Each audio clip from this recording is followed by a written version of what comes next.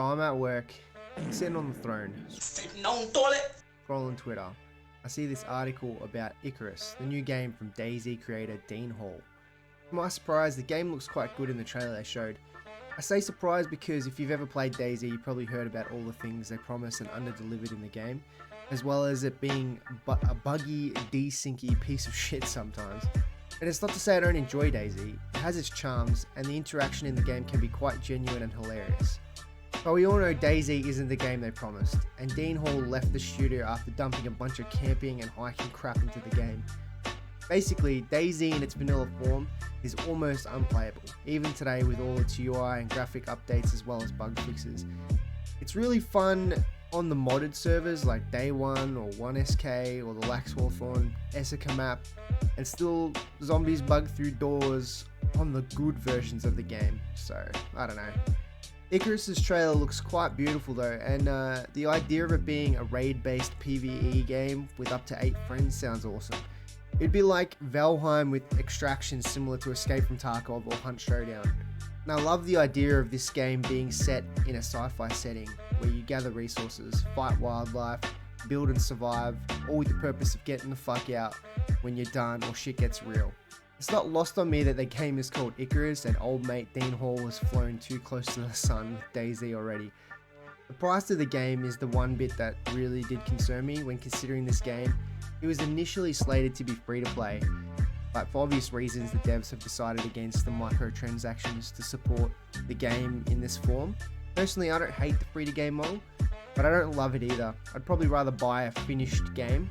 Like the price they announced for this game is $29.95 USD, which is around $40 Australian for me. But this only includes the first chapter of the game. You can pre-purchase the deluxe edition of the game though for $99.95 or around 133 in Australian dollars for me, which promises 2 follow-on chapters, and I kind of hate this. First of all, I don't know if Dean Hall's promise is worth a damn considering DayZ is still $70 Australian full price on Steam for the buggy yet charming mess that it is.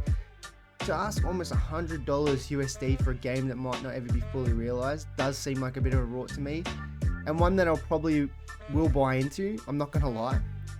But when you compare it to a fully released game on PlayStation 5, which would only cost around $70 US or 110 Australian, like Resident Evil 8 for example, it does feel kind of steep when you consider games like 0 Hour on Steam. It's a tactical FPS, not that dissimilar to Rainbow Six Siege, but without all the bullshit.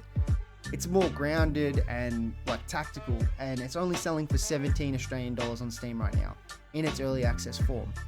From what I've heard, it's only one guy coding the whole game, and he's hired artists to make the game look as polished as it does. It's getting pretty great reviews and a lot of positivity all around, which is great. And it's only $17 for an experience where if you get 12 hours out of it, it's totally worth your $17. I mean, that's like a fucking movie ticket, and movies sometimes only go for 2 hours, and they're shit. But if you got 12 hours out of a game like 0 Hour, you'd feel like it's worth it.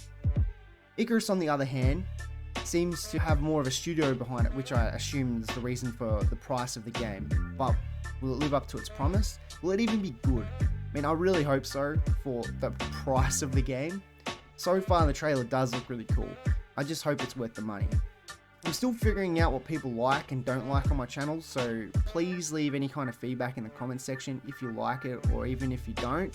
I appreciate all the feedback. Anyway, make sure you like and subscribe, and thanks for watching.